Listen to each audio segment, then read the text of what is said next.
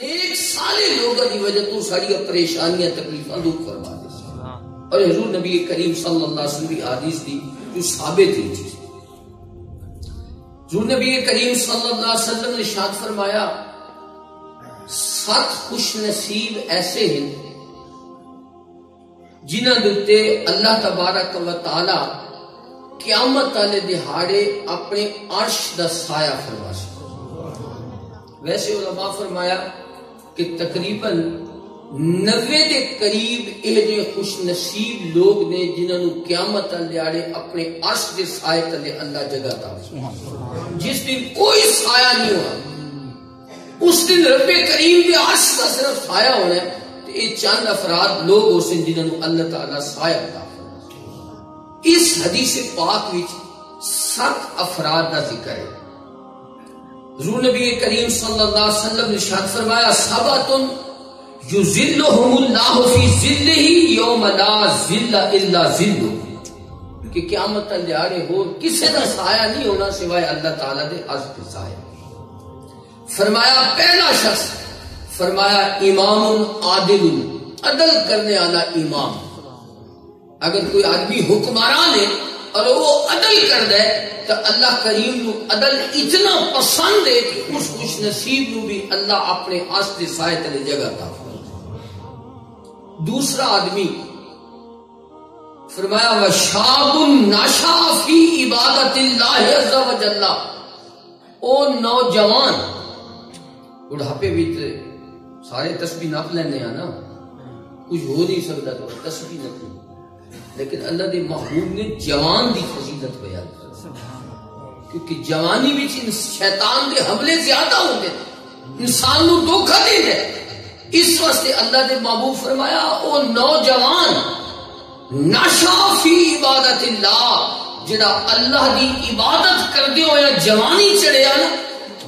اے بھی قیامت تک دیہڑے ویسی اللہ اس کو اپنے عرش دے سائے تلے جگہ عطا۔ تو جوانی وچ عبادت اسی آدھے لانے نوجوان ہونے نا بچے تو اس لیے آدھے جی وگے وقت آیا تو کر لسا، وقت دا کوئی پتہ نہیں کس ویلے واپس جانا ہے، اس واسطے اللہ دے محبوب فرمایا ناشا فی عبادت اللہ۔ اور تیسرا شخص غور فرماؤ، اللہ دے محبوب فرمایا وَرَجُلٌ قَلْبُهُ مُعَلَّقٌ بِالْمَسَاجِدِ، او انسان جیتا دل مسجدہ نہ لگا رہتا ہے، ایک باری نماز پڑھ کے آتا ہے دوبارہ ادا دل ہوتا ہے میں اللہ دے گھر وچ حاضر دیواں، مساجد کی خدمت کرتا ہے، مساجد نال پیار کرتا ہے۔ اللہ دے محبوب فرمایا اللہ دے گھر نال پیار کرنے والا شخص قیامت تک دیہڑے میرے عرش دے سائے تلے۔ آگے فرمایا وَرَجُلَانِ تَحَابَّا فِی اللَّهِ اجتماع علیہ وتفرقا علیہ۔ پچھلے جمعے دی مناسبت دے نال یہ حدیث بھی کہ حضور نبی کریم صلی اللہ علیہ وسلم نے ارشاد فرمایا وہ 2 بندے جنہوں اللہ تبارک و تعالی اپنے عرش دے سائے تلے جگہ عطا فرماسی، وہ 2 بندے نے جڑے میری رضا واسطے آپس وچ محبت کردے،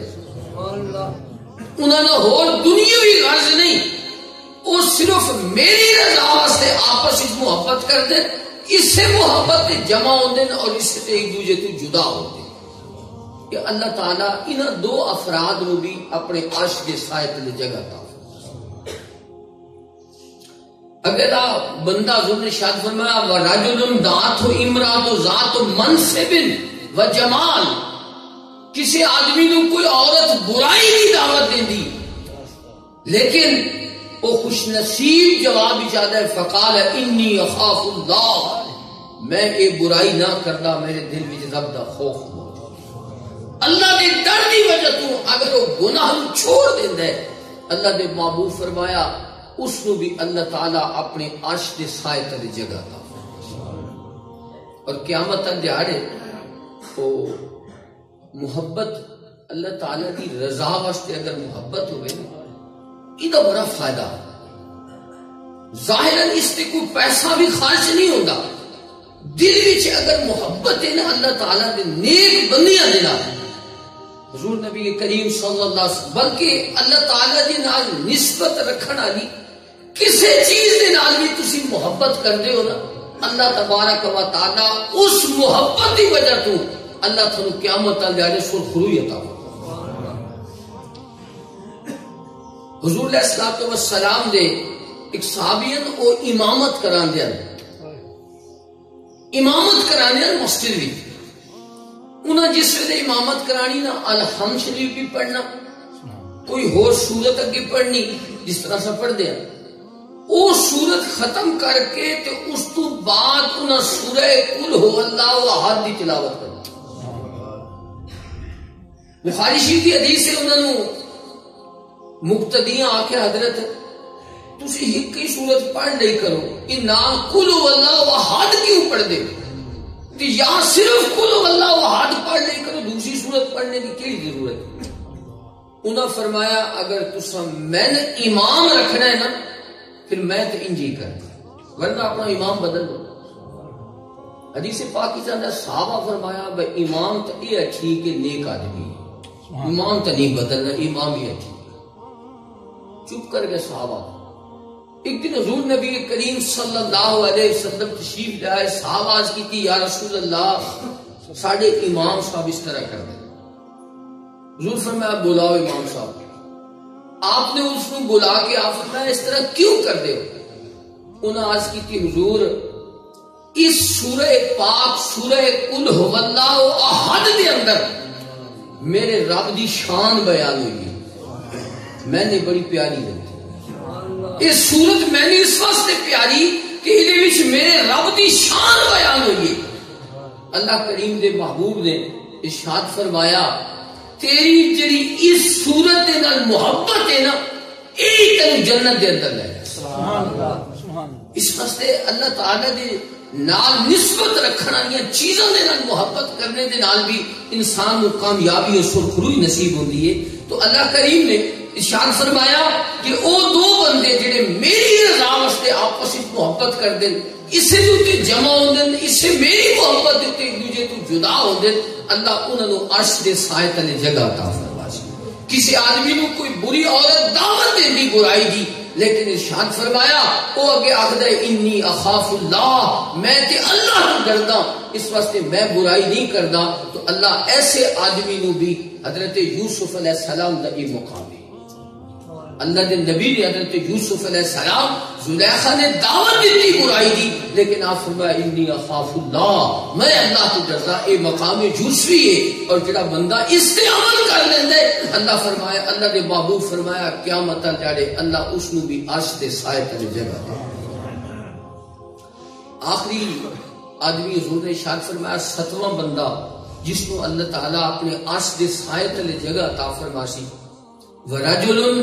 تصدق بصدقۃ، او خوش نصیب جڑا صدقہ کردا ہے اللہ دی رضا واسطے، فاخفاها، اور اس کو پوشیدہ کردا ہے، مخفی طور تے صدقہ کردا ہے، حتی لا تعلم شمالہ ما تنفق یمینہ، حتیٰ کہ جڑے اودے سجے ہاتھ خرچ کیتا ہے نا اتنا مخفی صدقہ کردا ہے کھبے نو بھی پتہ نہیں لگدا۔ سجا خرچ کرے تو کبھی پتہ تو ہوتا ہی ہے، لیکن حضور فرمایا اتنا مخفی، مراد یہ ہے کہ انتہائی خفیہ طریقے نال دکھاوا نہیں کرتا، مطلب یہ ہے، اور اللہ دی رضا واسطے وہ مال خرچ کرتا ہے۔ اللہ دے محبوب فرمایا اللہ اس بندے نو بھی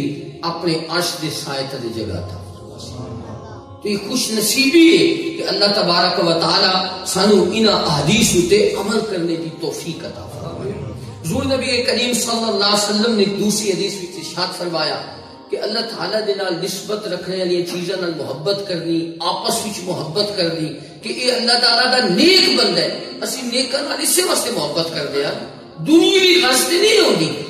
اگر اسی اللہ تعالیٰ دے کسی بندے نال اس نیت نال محبت کردے ہاں قیامت والے دن اوندا اظہار کیتا جاسی کہ اے او بندے جڑے میری رضا واسطے آپس وچ محبت کردے۔